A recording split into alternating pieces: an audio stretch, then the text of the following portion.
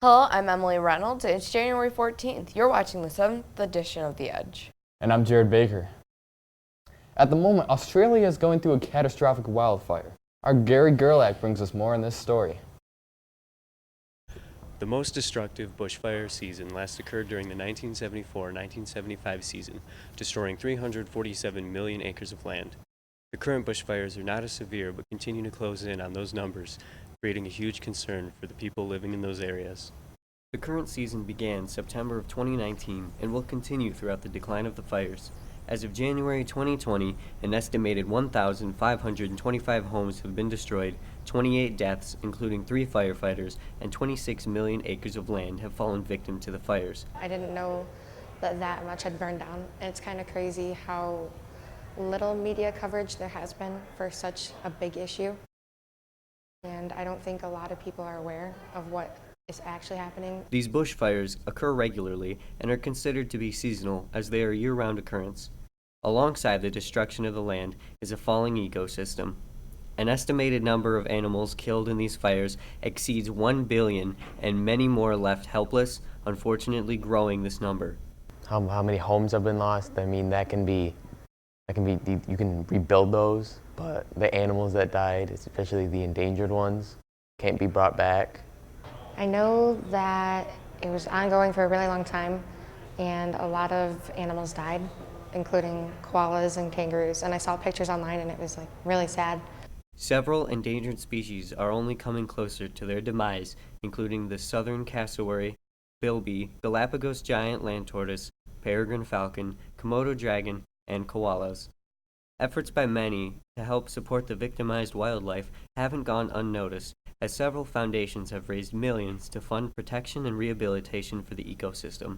A GoFundMe page started by the Port Macquarie Koala Hospital and 50 other hospitals have raised nearly $6 million of their $25,000 goal.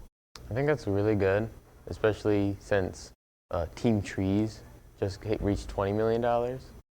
So if they can reach 20 million, then this can get a lot more. $24 million have been donated to the New South Wales Rural Fire Service, a volunteer firefighting agency. Well, people might not know how much animals are important. They might just think of them as oh, they can die, it doesn't matter. But it's the opposite, that you need animals, certain animals, for an ecosystem to thrive. I think people should donate more to the animals than to the people. We here at DMA have seen these numbers and have decided, in conjunction with the Edge's Kindness Collective, to put together our own fundraiser. A lot of people care and they want to help, even if they couldn't go to Australia to help in person. Yeah, my whole class has been talking about it. Mr. Rule just came out and said that he was going to start a fundraiser. The Breaktime Blitz event that DMA arranged raised a total of $305 in order to donate to the victims of the bushfires. I'm Gary Gerlach, reporting for The Edge.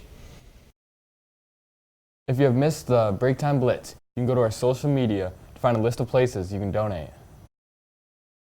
Students in public safety are working towards certifications this January. Mr. Rule is introducing 2 new certifications, which include Stop the Bleed and Certified to Administer Narcan. This week, students in the public safety program practiced for their CPR certification. An instructor came in to work with the students. I'm going to give my kids more certifications, which means what? They're going to be stronger, better employees. Students will be working on other certifications early next semester. PSC does yearly repairs in the go-karts residing at the Lake Nepsing Golf Land. They are only able to take in 4 or so at a time, so it takes roughly 1 to 2 hours for each go-kart, and there's 18 total. Do the math. Check tire pressure, we change oil, check the bearings, make sure everything's good for laps around the track. We fix bearings, replace seals, anything that they need usually. Nope, our payment is more like our grade. Our paycheck is like our grade at the end of the year. PSC has been doing this for a few years and has received donations from the company for the students' organizations. Welding has got a new para instructor in their classroom, but this isn't his first time working here. Welding isn't the only profession he knows. Mr. Walsh also taught at RVR and small engine repair.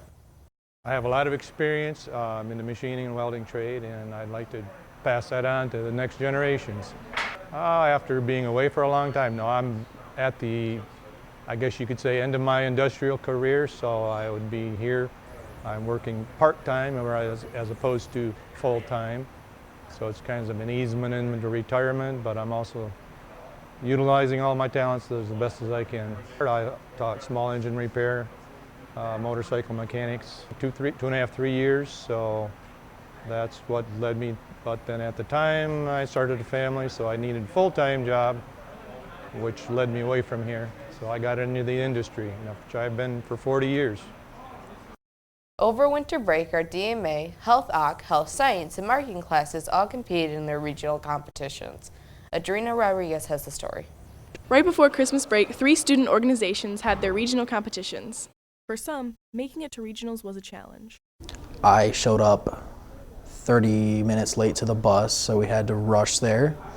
We got there and we had to rush up to the room and start setting everything up.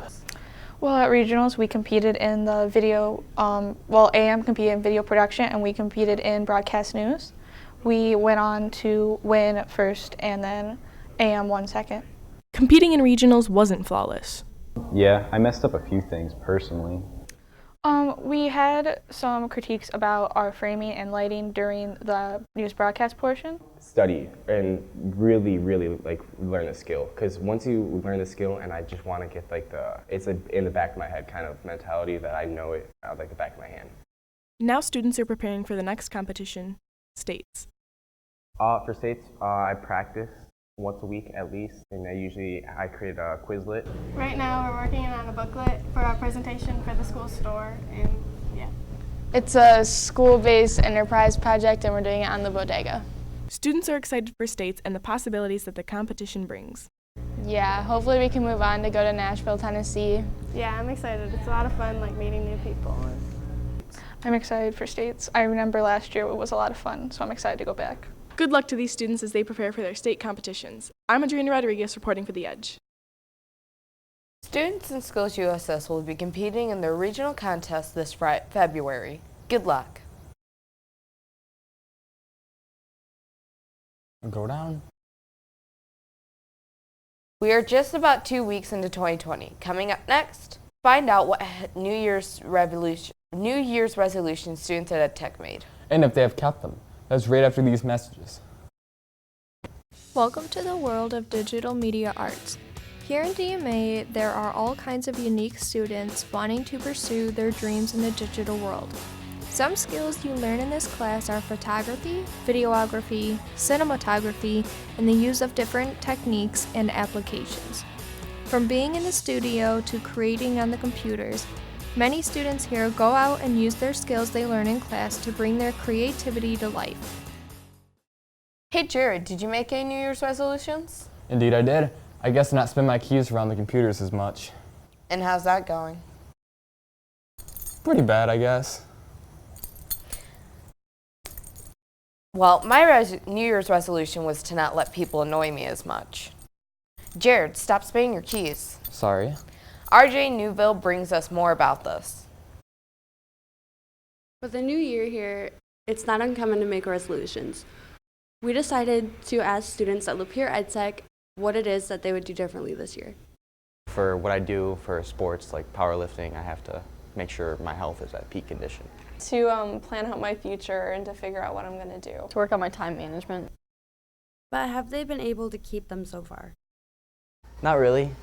Over the weekend, me and my buddies, we went out and we bought about 4 boxes of Crave cereal. I think so. I'm trying my hardest to. So I think things are going good. Yes. Sticking to your resolution can be easy for the first few weeks, but the whole year can be hard.